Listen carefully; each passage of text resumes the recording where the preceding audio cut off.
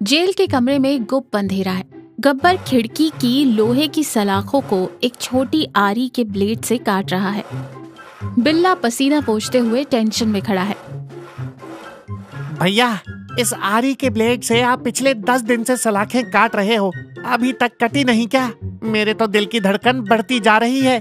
गब्बर हाफते हुए कहता है, अबे ये सेंट्रल जेल की खिड़की है रे, कोई प्लास्टिक का पाइप नहीं। तभी आखिरकार एक सलाख कट जाती है। हाँ, फाइनली सलाख कट गई, खिड़की का रास्ता क्लियर। भैया, फिर भी इतनी आधी रात को भागने की क्या जरूरत है? 2 महीने में तो हमारी सजा पूरी हो ही जाएगी, फिर शांति से जा सकते हैं ना? गब्बर गुस्से में बिल्ला के सिर पर मारते हुए कहता है, दिमाग नहीं है क्या? हम बेवकूफी से नहीं, खराब किस्मत की वजह से पकड़े गए थे। पकड़े जाने से 1 रात पहले हमने 5 करोड़ का वो हीरो का हार कहाँ छुपाया था, याद है? याद है भैया, पुलिस से बचने के लिए हमने उसे शहर के किनारे मौजूद खंडहर राजमहल थिएटर के पुराने फिल्म प्रोजेक्टर के अंदर छुपाया था। तो आज के अखबार में क्या छपा है पता है? कल सुबह 6 बजे म्यूनिसिपैलिटी वाले उस पुराने थिएटर को बम से उड़ाने वाले हैं। वहां एक शॉपिंग मॉल बनने वाला है। अगर हम आज रात ही जाकर वो हार नहीं लाए तो कल सुबह हमारे 5 करोड़ उस थिएटर के मलबे में मिल जाएंगे या फिर मजदूरों के हाथ लग जाएंगे। अरे बाप रे, फिर तो हमें अभी भागना पड़ेगा। लेकिन बाहर कदम रखते ही पुलिस वाले हैं ना भैया? बाहर अपने रंजीत को मैंने खत भिजवा दिया था, वो कोई मामूली आदमी नहीं है। मेरा प्लान एकदम पक्का लागू करेगा। 11:30 बज रहे हैं, बस देखते जाओ। जेल के कंपाउंड वॉल के बाहर रंजीत म्युनिसिपैलिटी के बिजली कर्मचारी की ड्रेस पहनकर खड़ा है। वो एक ठेले पर 15 फुट लंबी बांस की सीढ़ी को कवर करके लाया है। वो इधर उधर देखकर एक रस्सी की मदद से सीढ़ी को कंपाउंड वॉल के ऊपर खींच लेता है। रंजीत दीवार पर चढ़कर बैठता है और सीढ़ी को दूसरी मंजिल पर मौजूद गब्बर की खिड़की की तरफ धीरे धीरे झुकाता है। खिड़की से गब्बर सीढ़ी पकड़ने के लिए हाथ बढ़ाता है। रंजीत फुसफुसाते हुए कहता है, भैया, खिड़की के पास आ रही है, पकड़ लो। गब्बर हाथ बढ़ाता है, लेकिन सीढ़ी खिड़की की चौखट से ठीक आधा इंच दूर ही रुक जाती है। वो खिड़की तक पहुंच ही नहीं रही थी। अबे रंजीत, सीढ़ी पहुंच नहीं रही है रे, थोड़ा और आगे धकेले से। रंजीत घबराते हुए कहता है, मुझसे नहीं हो रहा भैया, सीढ़ी थोड़ी और लंबी होनी चाहिए थी। लग रहा है मैंने नाप लेने में गड़बड़ कर दी है। हो गया काम, एस्केप प्लान फेल। अब अगर हवा में कूदे तो सीधा यमलोक में लैंड करेंगे भैया। अपना जेल का तौलिया निकालते हुए गब्बर कहता है, बिल्ला टेंशन मत ले। तौलिए का एक सिरा खिड़की से और दूसरा सिरा सीढ़ी के पहले डंडे से मजबूती से बांध देता है। ये देख, अब मैंने सीढ़ी को खिड़की से कसकर बांध दिया है। ये एक सस्पेंशन ब्रिज की तरह बन गया है। पहले तू जा बिल्ला। बिल्ला कांपते हुए खिड़की से हवा में लटकती सीढ़ी पर आता है। नीचे 20 फुट की गहराई है। वो सीढ़ी पर पेट के बल लेटकर रेंगना शुरू करता है।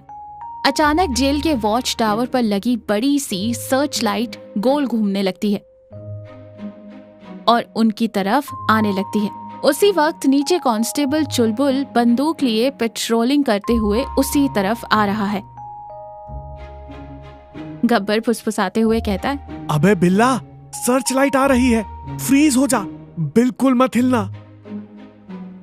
सर्च लाइट की रोशनी सीधा बिल्ला पर पड़ती है। बिल्ला सीढ़ी को कसकर पकड़ लेता है और हवा में उड़ते हुए सुपरमैन की तरह एक बहुत ही फनी पोज में सुन्न पड़ जाता है। रोशनी की वजह से उसकी कांपती हुई परछाई नीचे दीवार पर पड़ती है। नीचे टहल रहा चुलबुल उस परछाई को देखकर रुक जाता है।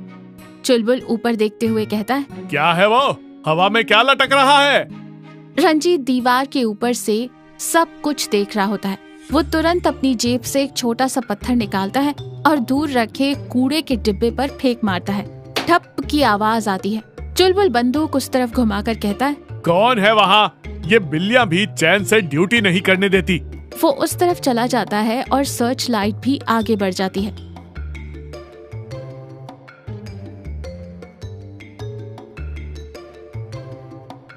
बिल्ला जान बची तो लाखों उपाय सोचकर तेजी से रेंगता हुआ दीवार पर पहुंचता है और रंजीत के पास जाकर गिर पड़ता है।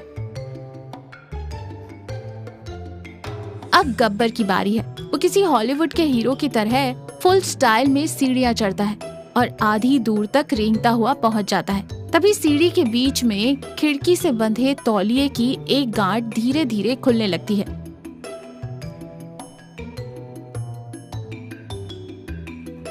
सीढ़ी आहिस्ता आहिस्ता नीचे की ओर खिसक रही है। अबे रंजीत, सीढ़ी फिसल रही है रे, गांठ खुल रही है। रंजीत हैरान होकर कहता है, अरे बाप रे, भैया घबराओ मत, मैं सीढ़ी को दीवार की तरफ अपनी पूरी ताकत से खींच कर रखता हूँ। रंजीत और बिल्ला दोनों मिलकर सीढ़ी को अपनी तरफ जोर से खींच लेते हैं, लेकिन गब्बर के भारी वजन की वजह से उन दोनों के पैर दीवार से फिसलने लगते हैं।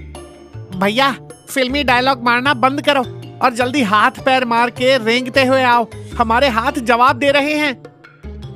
गब्बर अपनी जान बचाने के लिए एकदम से फुर्ती दिखाता है और तेजी से रेंगता हुआ कंपाउंड वॉल पर आ गिरता है। ठीक उसी सेकंड तौलिया खुल जाता है और सीढ़ी धड़ाम से नीचे गिर जाती है। धड़ाम से भयानक आवाज आती है। अंदर जेल का सायरन बजने लगता है। भैया, पूरी जेल अलर्ट हो गई है। नीचे मैंने ऑटो स्टार्ट करके रखा है, जल्दी कूदो। तीनों कंपाउंड वॉल से नीचे कूड़े के ढेर पर छलांग लगाते हैं। वहां से भागकर ऑटो में बैठते हैं और रातों रात गायब हो जाते हैं। शहर के किनारे मौजूद खंडहर राजमहल थिएटर। अंदर गुप्त अंधेरा और डरावना माहौल है। हर तरफ मकड़ी के जाले और धूल जमी है। सुबह बिल्डिंग गिराने के लिए दीवारों पर तारों का जाल बिछाया हुआ है। तीनों ऑटो से उतरकर अंदर आते हैं। लाख मुसीबतें उठाकर धूल और मकड़ी के जालों को झेलते हुए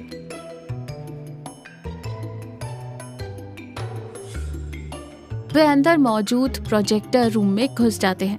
गब्बर खांसते हुए कहता है, मैंने कहा था ना, गब्बर जो प्लान बनाता है वो पक्का होता है। उस पुराने प्रोजेक्टर के पीछे ही हमारे 5 करोड़ का डिब्बा है। बिल्ला, हाथ डालकर खींच उसे। बिल्ला जाले साफ करता है और जंग लगी लोहे की प्लेट को हटाकर उस डिब्बे को बाहर निकालता है।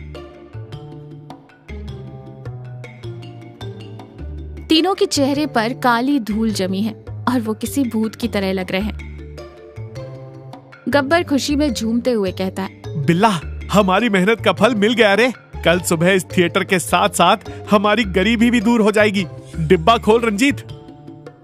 रंजीत बहुत बेताबी से उस डिब्बे को खोलता है, लेकिन अंदर हीरो का हार नहीं होता। उसकी जगह पुरानी 2 ईंटें और कागज का एक टुकड़ा रखा होता है। बिल्ला आंखें फाड़कर सदमे में कहता है, भैया, इसमें हीरे नहीं हैं, बिल्डिंग तोड़ने वाली ईंटें रखी हैं। गब्बर कागज उठाकर उसमें क्या लिखा है पढ़ने लगता है। डियर गब्बर, तू इस थिएटर में हार छुपा रहा है, ये मैंने पहले ही देख लिया था। जिस दिन तू जेल गया, मैंने वो हार निकाल कर ये ईंटें रख दी थी। तुम्हारा पुराना चेला गोपी। गब्बर का दिल टूटकर चूर चूर हो जाता है। रंजीत अपना सिर पकड़कर वहीं जमीन पर बैठ जाता है। भैया, उस गोपी ने हमें कहीं का नहीं छोड़ा। 5 करोड़ भी गए, जेल की दीवार फांदने का केस भी सिर पर आ गया और अब इस धूल मिट्टी से हमारे चेहरों पर मुफ्त में भूतों का मेकअप भी हो गया। ठीक उसी वक्त कांस्टेबल चुलबुल अपनी टीम के साथ वहां पहुंचता है। पुलिस उन्हें घेर लेती है। चुलबुल जोर से हंसते हुए कहता है, क्या बात है, यहाँ पकड़े गए तुम लोग। जेल का सायरन बजते ही पूरे शहर को अलर्ट कर दिया था। हम तुम्हारे ऑटो के पीछे पीछे ही आ रहे थे। ये क्या रे, चेहरे पर इतनी धूल और जाले क्यों लगे हैं? जिस बिल्डिंग को गिराने वाले हैं, वहाँ तुम लोग क्या कर रहे हो? पुलिस वाले उन तीनों का ये जोकर जैसा हुलिया देखकर ठहाके लगाकर हंस पड़ते हैं। गब्बर हाथ जोड़कर रोनी सूरत बनाते हुए कहता है, साहब, अगर जेल में ही बैठा रहता तो 2 महीने में शांति से छूट जाता। दूसरे की दौलत के लालच में रात भर सर्कस करता रहा। मुझे वापस उसी सेल में डाल दो साहब, कम से कम वहाँ मच्छर काटेंगे तो जान तो बचेगी। यहीं रुका तो कल सुबह इस बिल्डिंग के साथ मैं भी बम से उड़ जाऊंगा।